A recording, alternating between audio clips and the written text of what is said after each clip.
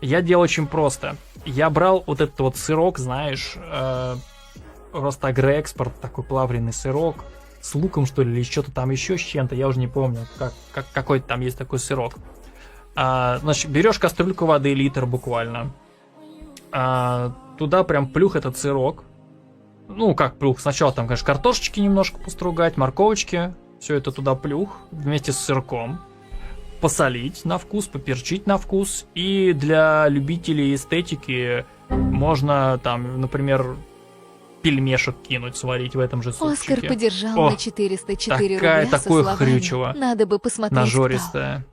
Надо бы посмотреть Xtale. Спасибо, Оскар уже сегодня прям топит за Xtale как может.